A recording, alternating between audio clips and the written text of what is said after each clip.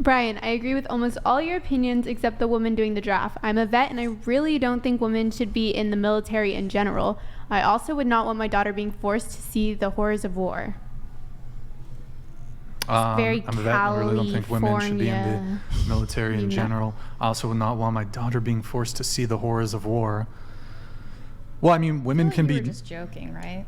About the draft? Yeah. No, I definitely think women should be drafted 100%. Okay, the problem is, though, like, just in a practical sense, our male soldiers are going to be way less competent because their instinct is to protect the women that they see in the battlefield, and then everyone loses in that situation. Well, but also, we, like, have a sense that women have inherent value, men have value based on what they provide. Well, the thing is with the draft, there are non-combat positions in the military.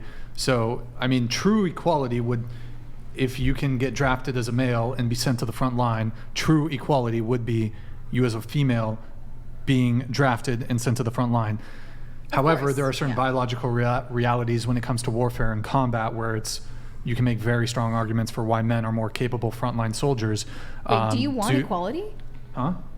Do you, like, want equality? Or are you just, like, trying to tell people that the logical conclusion of equality is, like, insane things like women being drafted into war? Like, is that the point you're trying to make? Or do you, like, actually want equality? Like, you're being serious? Are you trying to make, like, a philosophical point? Or are you serious that you, like, you want equality? No. In reality, in actuality, I think if men are subject to military conscription, and if we have a push for equality, if we live in an equal society, then women should also be subject to military conscription. But, like... Now, we can have a conversation of where those people end up going. Now, we could say that for the good of the military, we should put drafted women in support roles. There's plenty of support roles in the military that are important. Okay, but so they shouldn't be in combat? They could be.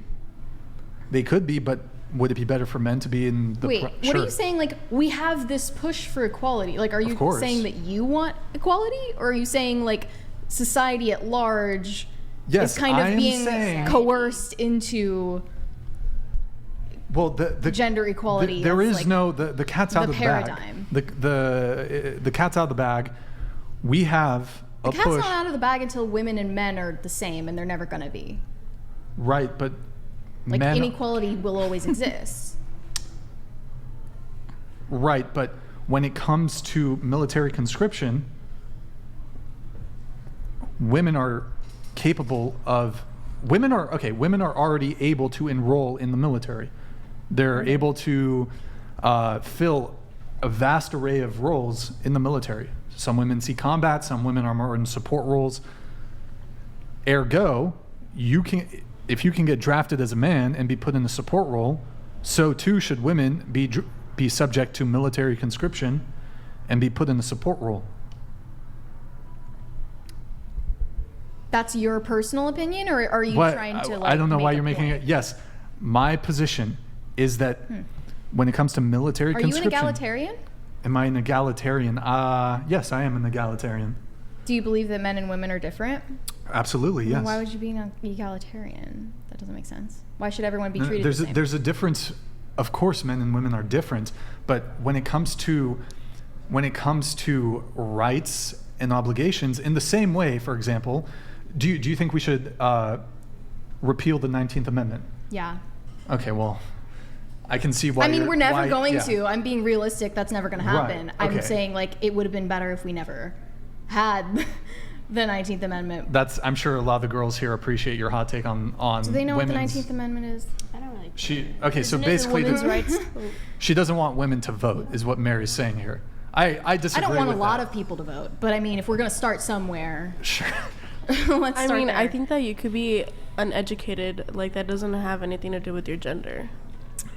I just think that women are heavily influenced by groupthink, by emotions, collectivism, and are easily brainwashed. And that's why most of them vote for the left.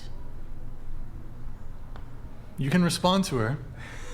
I don't have the energy to do that. I'm sorry. You don't. Yeah. That's okay. I mean, I'm just I saying, think we should like, get back to talking about dating stuff.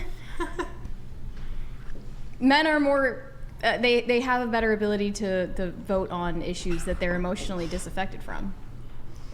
I like You the guys feel free to household. rebuttal if you want to They don't provide want a rebuttal. to because they know they're wrong. No, it's I'm just kidding. it's weird. It's weird how you categorize women and like you don't put yourself in the shoes of your own gender. Too. No, of course I'm a woman. No, but it feels like you're like Literally you're against. othering us, and it's like we're the I others. definitely don't mean to do that, and let me correct myself. I think, well, obviously I'm a woman. Obviously, But the way you're I have, putting it like, makes it. there's no me without my womanhood and femininity. That's like innate to me. But I think that there are ways women can be statistically generalized. They have high openness, high neuroticism, okay? Also like better ability to empathize, things like that. And there are ways that I differ. I am low in neuroticism, high in disagreeability, okay? Women are high in agreeability. Like, I've noticed these things about myself. So when I'm saying like women on the whole, I'm making generalizations. There are obviously many exceptions, but these generalizations are true. Like, women are high in neuroticism, high in openness, high in agreeability. These things affect their voting patterns, would they not? It's not about just voting, though, because at the beginning of the podcast, you were talking about how women shouldn't be in STEM and how women aren't supposed to be, like, pilots, and now you're saying that women can't vote. The and women not, who like, are excellent at STEM roles should be in STEM. I'm just saying that's way more rare than finding the men who are excellent in those roles because of the natural differences between the genders. I wouldn't even say it's natural. What do you mean? I mean, I don't think it has to do anything with biology. I think there's a reason to why there isn't a lot of females in STEM. We're not all like blank What- slates. Like, there are what's the ways reason? that men are naturally different What's the from reason? women. Well, I think it's even just because females are the caregivers usually to children and things like that. And Can you pull the microphone closer yeah. to you? It's just because we're primarily like caregivers to children and things like that, and most of the time you don't have enough time to have a career. As to a male, I mean, if your job is to provide, you're gonna have more than enough time to develop your career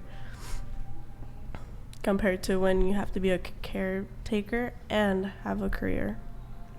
I think academia and industries are trying to like completely upend those social factors, though, by making mandatory quotas for women in STEM fields and affirmative action and, you know, all of these things. Like, it's all artificially making up for the fact that men are just naturally inclined toward certain roles and women are not.